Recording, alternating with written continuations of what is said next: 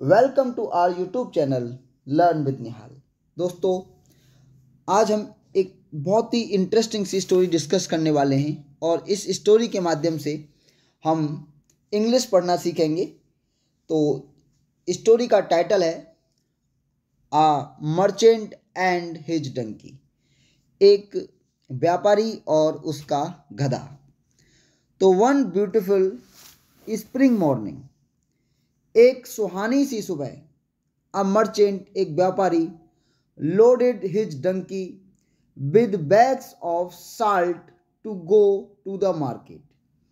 तो a merchant मतलब एक व्यापारी, लोडेड मतलब लादता है, हिज माने अपने, डंकी माने गधे को, विद माने बैग्स ऑफ साल्ट मतलब गधे पर क्या लादता है वो, बैग्स ऑफ साल्ट यानी कि नमक के बैग, टू गो जाने के लिए, टू द मार्केट कहाँ जाने के लिए, मार्केट जाने के लिए, in order to sell the salt यानी कि किस लिए, इन ऑर्डर टू मतलब ताकि, टू सेल द साल्ट यानी कि ताकि वो जो नमक है उसको बेच सके।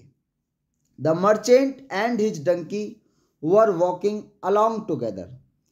तो द मर्चेंट और उसका गधा, वर वॉकिंग मतलब चल रहे थे, अलॉन्ग टुगेदर एक साथ, they had not walked far. तो they had not walked far वे ज़्यादा दूर नहीं चले थे, वैन दे रीच्ड तो जब ही, मतलब वैन का मतलब तभी, दे माने वे, रीच्ड माने पहुंचे, a river on the way मतलब एक नदी पर वे पहुंचते हैं। अनफॉर्चुनेटली दुर्भाग्यवश, अनफॉर्चुनेटली दुर्भाग्यवश, the donkey slipped and fell into the river. जो गधा था वो स्लिप्ड हो गया मतलब फिसल गया, और फेल इनटू और गिर गया, द रिवर नदी में, मतलब नदी में वो गिर गया। एज इट स्क्रैम्बल्ड, एज जैसे ही, इट स्क्रैम्बल्ड अप जैसे ही वह उठा, स्क्रैम्बल्ड अप का मतलब उठना। देखिए दोस्तों, ये वर्ड है स्क्रैम्बल्ड, पेन कहाँ गया, स्क्रैम्बल्ड का मतलब होता है फेंटना। जैसे आप दूध को फेंटते हो ना, एक गिलास से दूसरे गिलास में, जैसे लस्सी बनाते हैं या हम शरबत बनाते हैं तो उसको फेंटने को स्क्रैम्बल्ड बोलते हैं, लेकिन स्क्रैम्बल्ड के साथ अप लगा दिया यानी कि ये फ्रेजल वर्ब बन गया।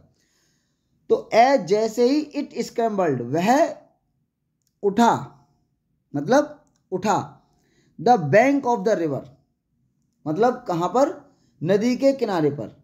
इट नोटिस्ड उसने नोटिस किया, दैट कि द बैग्स ऑफ साल्ट जो बैग हैं, जो नमक के जो बैग्स हैं, लोडेड ऑन हिज बैग जो उसकी कमर पर लदे हुए हैं, जो उसकी कमर पर लदे हुए हैं, हैड बिकम लाइटर वो क्या हो गए, हल्के हो गए, वह हल्के हो गए थे।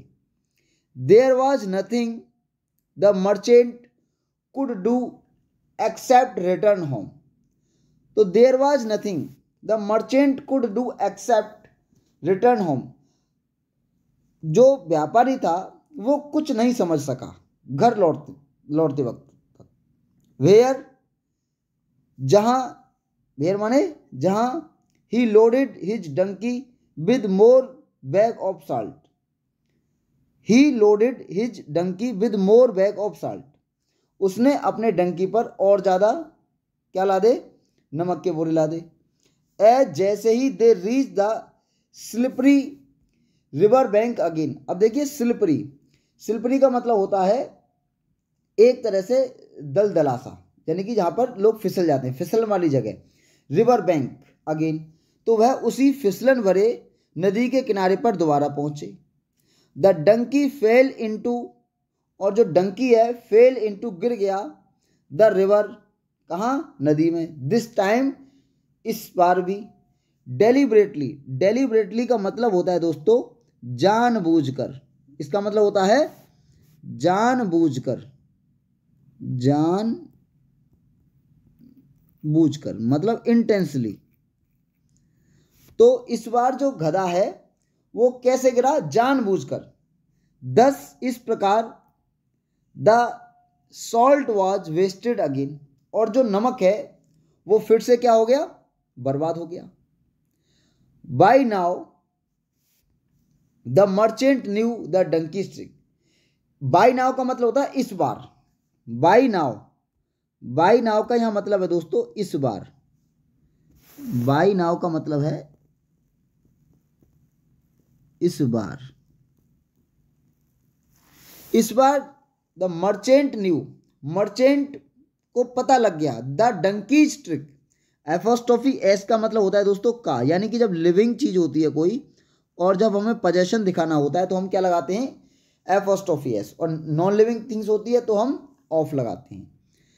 तो इस बार जो मर्चेंट है वो गधे की ट्रिक को, गधे की जो चालाकी को समझ गया।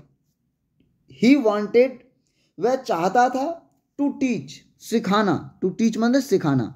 देखिए दोस्तों, अगर किसी वर्ब के अंत में, हिंदी में किसी वर्ब के अंत में ना कॉमा नी कॉमा ने आदि शब्द लगे रहते हैं तो हम उस वर्ब से पहले दोस्तों या तो टू लगा देते हैं या उस वर्ब के अंत में आईएनजी लगा देते हैं।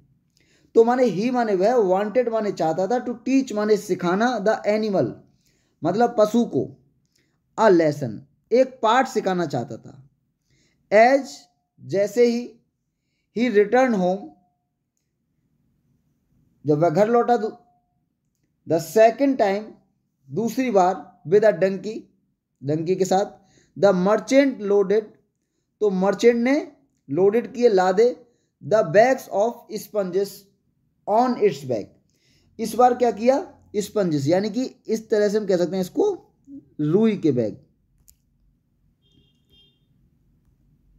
स्पॉन्जेस यानी कि रुई, वैसे कॉटन नहीं कहते हैं लेकिन एक जैसा ऐसा पदार्थ, ऐसी चीज़ें जो कि अगर तुम पानी में डालो तो वो क्या हो जाए, थोड़ी सी और हैवी हो जाए।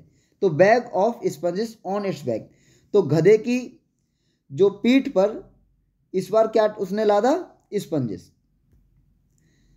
The duo set out, duo का मतलब होता है दोस्तों दोनों, मतलब द डियो का मतलब है दोनों।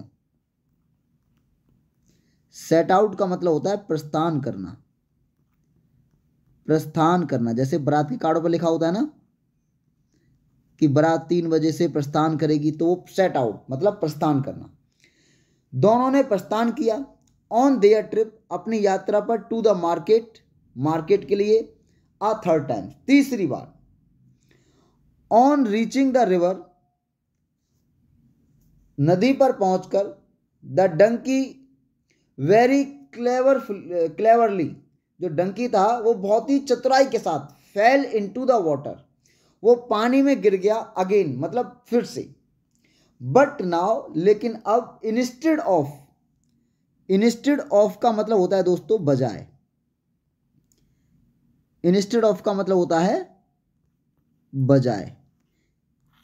Instead of the load become lighter मतलब वजन हल्का होने के बजाय, इट बिकेम हैवियर वह क्या हो गया, भारी हो गया। द मर्चेंट लाफ्ट जो व्यापारी था, मर्चेंट, लाफ्ट जो हंसा, एट द डंकी मतलब किस पर, डंकी पर, एंड सेड और कहा, यू फुलिश डंकी तुम मूर्ख गधे, your trick has been discovered कि तुम्हारी चालाकी पता चल चुकी है। यू शुड नो तुमको जानना चाहिए, that you can not fool anyone too many times कि यू शुड नो तुमको जानना चाहिए, दैट माने कि, यू माने तुम, कैन नॉट फूल तुम किसी को मूर्ख नहीं बना सकते हो, एनी वन किसी को मतलब टू मैनी टाइम्स मतलब तुम किसी को मूर्ख बार बार नहीं बना सकते हो। ये कौन कह रहा है, ये मर्चेंट कह रहा है, किससे, डंकी से। तो मॉरल ऑफ द स्टोरी क्या निकल के आता है कि अगर आप किसी को बार बार मूर्ख बनाने की सोच रहे हो तो बार बार मूर्ख कोई इंसान नहीं बन सकता है, तो किसी को मूर्ख नहीं बनाना चाहिए। मॉरल ऑफ द स्टोरी है कि हमें किसी को मूर्ख नहीं बनाना चाहिए। एक हिंदी में कहावत कही जाती है कि काठ की हांडी एक बार चढ़ती है, बार बार नहीं चढ़ती है। दोस्तों, अगर आपको वीडियो अच्छी लगी है तो वीडियो को लाइक करें और चैनल को सब्सक्राइब करें और कमेंट में बताइए आपको किस टॉपिक के ऊपर वीडियो चाहिए।